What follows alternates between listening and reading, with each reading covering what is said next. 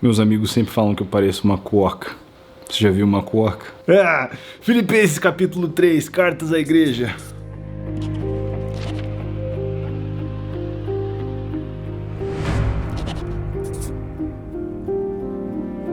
Quanto ao mais, meus irmãos, alegrai-vos no Senhor, diz o cara que tá preso pro cara que tá livre. A mim não me desgosta e é segurança para vós outros que eu escreva as mesmas coisas. Eu não canso de me dizer. Acautelai-vos dos cães, acautelai-vos dos maus obreiros, acautelai-vos da falsa circuncisão, porque nós é que somos a circuncisão, nós que adoramos a Deus no Espírito e nos gloriamos em Cristo Jesus e não confiamos na carne. Bem que eu poderia confiar também na carne, se alguém outro pensa que pode confiar na carne, eu ainda mais. Circuncidado ao 8º dia, da linhagem de Israel, da tribo de Benjamim, hebreu de hebreus, quanto à lei, fariseu, quanto ao zelo, perseguidor da igreja, quanto à justiça que há na lei, irrepreensível, mas o que para mim era lucro, isto considerei perda por causa de Cristo. Sim, deveras considero tudo como perda por causa da sublimidade do conhecimento de Cristo Jesus, meu Senhor, por amor do qual perdi todas as coisas e as considero como refúgio, para ganhar a Cristo e ser achado nele, não tendo justiça própria que procede de lei, senão a que é mediante a fé em Cristo, a justiça que procede de Deus, baseada na fé, para o conhecer e o poder da sua ressurreição e a comunhão dos seus sofrimentos, conformando-me com ele na sua morte, para que de algum modo possa alcançar a ressurreição dentre os mortos. Meu irmão, vamos pausar aqui que, né? Aqui um momento de if you know, you know, mas até que nada mais importe. Baita livrão. E eu gosto muito de algo que é abordado tanto no livro quanto na mensagem. Se você não ouviu, eu vou deixar o link na descrição. Mas interessante, né? O Paulo tá avisando os filipenses. You want breakfast? Como é que eu vou avisar que tá comendo cereal? Enfim, Paulo tá avisando os filipenses contra falsos mestres. Dentre eles, ele está falando daqueles que, né, se apoiam em sua própria justiça. Ele está falando de pessoas que têm a circuncisão na carne e não no coração. Então ele fala, meu, se você quer se vangloriar na carne, se alguém pode, seria eu, né? Paulo, que é israelita, tribo de Benjamim, circuncidado ao 8º dia como costumeiro, que perseguia a igreja antes da sua conversão, pelo zelo farisaico que ele tinha. Então, se alguém estava fazendo as coisas certinhas, então era ele. Mas toda essa performance religiosa que Paulo tinha, agora ele considera como perda. Quando ele está falando que antes de Cristo ele considera como perda, ele não está falando de uma vida de, né, antes de ser crente. Ele está falando de uma vida extremamente religiosa, né? Uma vida que buscava apoiar-se na justiça própria. Mas agora a sublimidade do conhecimento de Cristo é muito mais precioso do que essa performance que antes fazia parte da sua vida. Porque a ideia de caminhar com Deus, ela fala sobre algo relacional, né? Não é, a ideia sempre foi relacionamento, nunca foi uma religião vazia de relacionamento.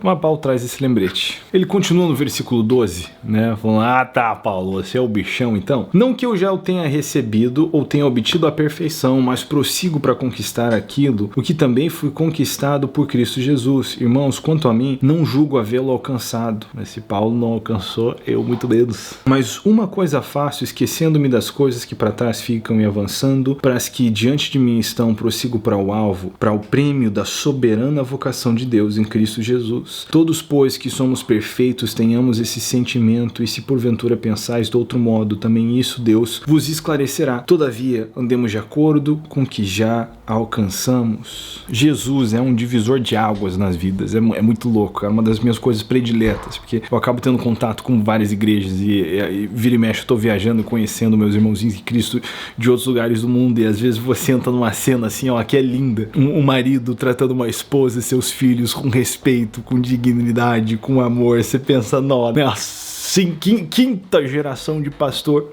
Uma das coisas que eu mais gosto de perguntar é, né, como foi que as pessoas conheceram a Jesus. Aí você começa a escutar a história, droga, homicídio, violência, um monte de coisa. Você olha, o que foi que aconteceu com você? Jesus é o que aconteceu. Essa semana eu tava dando carona, uma das irmãs que se reúne conosco aqui na nossa pequena comunidade da fé.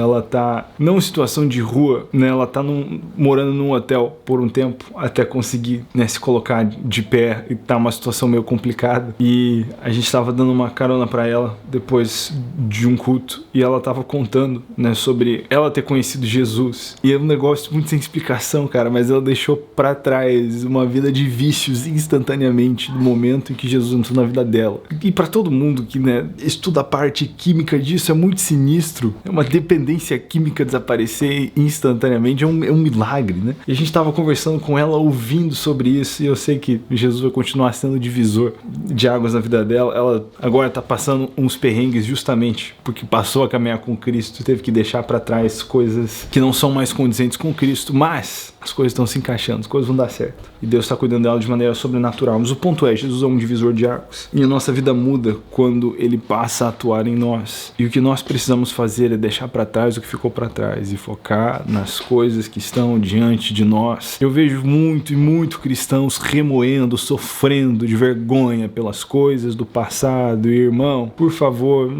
assim, óbvio que não dá para ignorar tudo que aconteceu, mas sabe o que dá para fazer? Dá para esquecer, dá para seguir em frente. Deixa para trás o que ficou para trás e foca nas coisas que estão adiante. A Bíblia diz que tão longe como o leste é do oeste, tá? É a remoção das nossas iniquidades, né? O salmista diz, falando sobre a disponibilidade de perdão que nós temos no Deus que se esquece de nossas transgressões. E meu ponto, queridão, é, se Deus deixou isso para trás, deixa você também, se concentra nas coisas que estão adiante. Mas Paulo continua agora com uma advertência sobre os inimigos da cruz de Cristo. Irmãos, sede imitadores meus e observai os que andam segundo o modelo que tendes em nós, pois muitos andam entre nós, dos quais repetidas vezes eu vos dizia, e agora vos digo até chorando, que são inimigos da cruz de Cristo. O destino deles é a perdição, o Deus deles é o ventre, e a glória deles está na sua infâmia, visto que só se preocupam com as coisas terrenas, pois a nossa pátria está nos céus, de onde também aguardamos o Salvador, o Senhor Jesus Cristo, o qual transformará o nosso corpo de humilhação para ser igual ao corpo da sua glória, segundo a eficácia do poder que ele tem de até subordinar a si todas as coisas.